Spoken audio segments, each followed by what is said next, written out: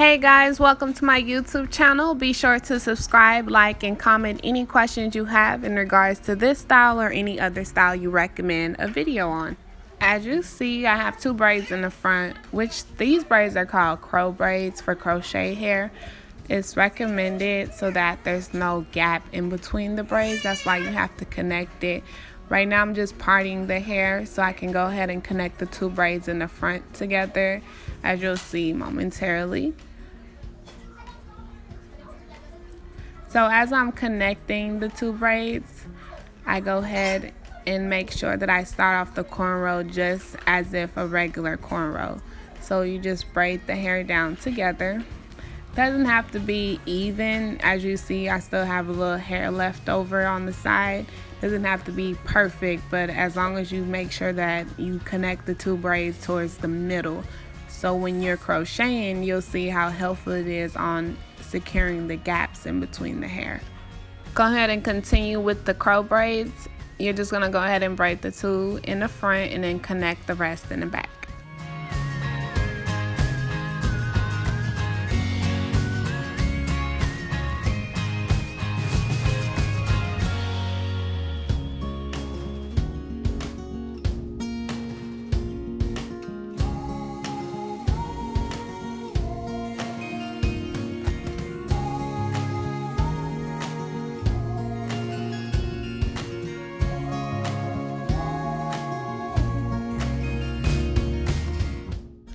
Some people prefer to sew the braids together in the back so that it doesn't get in the way when they're crocheting the hair. But I do recommend crocheting it. It's much faster, and then when you're taking it down, you don't have to worry about it as far as cutting your hair. So definitely crochet it together so you just pull your strands of hair out easily instead of having to cut it with scissors.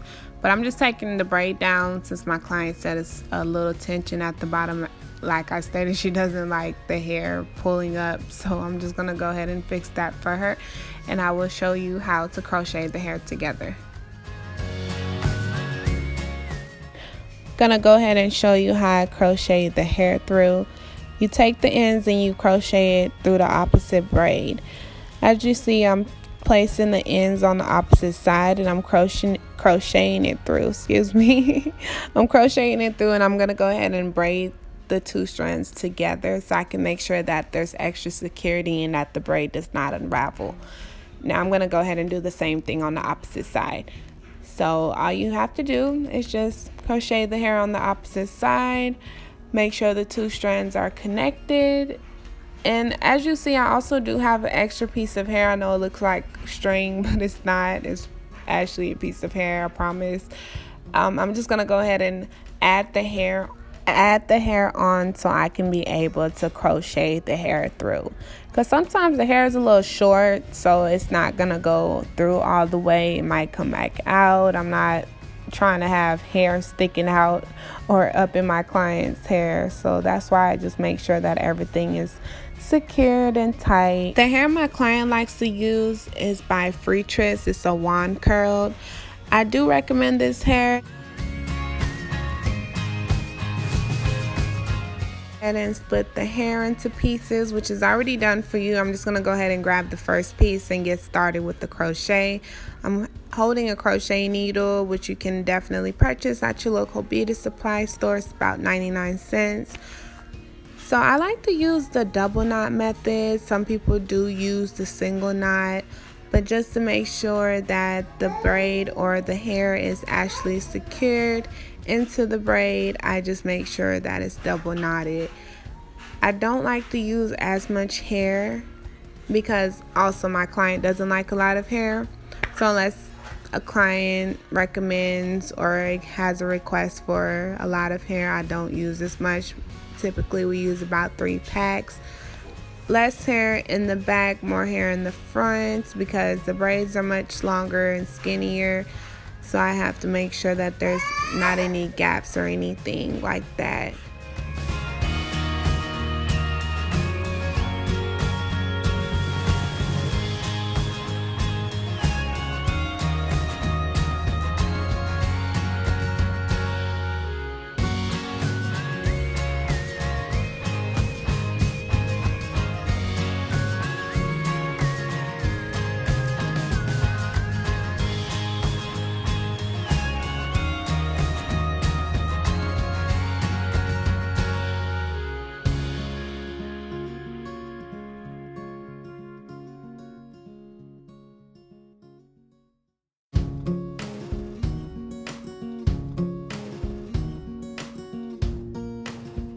Now we're going to get into the invisible part.